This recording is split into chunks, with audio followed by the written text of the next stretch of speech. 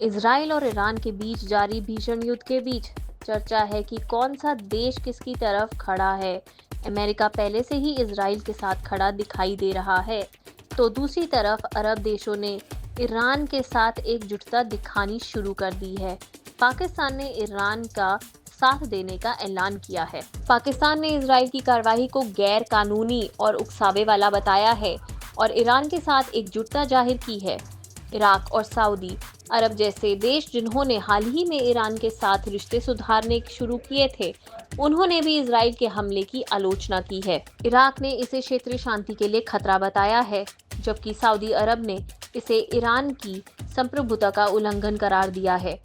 Saudi अरब, जो कभी Tehran का विरोधी था, उसने ईरान के परमाणु और सैन्य ठिकानों पर इजरायली हमलों की निंदा की है। सऊदी अरब विदेश मंत्रालय की तरफ से एक बयान जारी किया गया, जिसमें कहा गया कि सऊदी अरब साम्राज्य ईरान के भाईचारे वालों इस्लामी गणराज्य के खिलाफ इजराइल के जबरदस्त हमले की कड़ी निंदा करता है, जो इसकी संप्रभुता और सुरक्षा को कमजोर करता है और अंतर्राष्ट्रीय कानूनों और मानदंडों का स्पष्ट उल्लंघन करता है।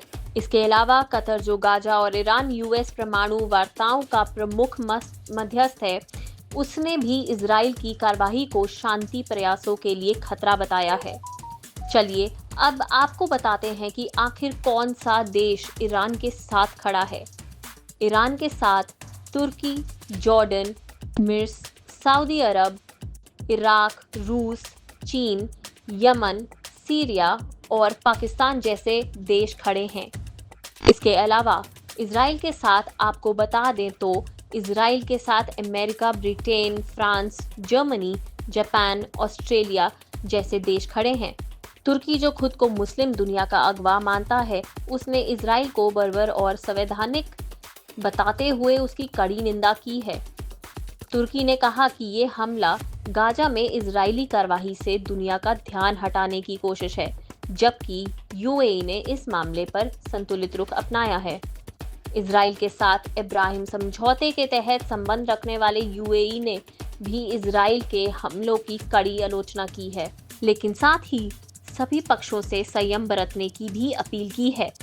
ओमान, जो ईरान और अमेरिका के बीच परमाणु वार्ता का मध्यस्थ है, इजराइल को चेताया है और कहा है कि ये हमला बेहद खतरनाक परिणाम ला सकता है।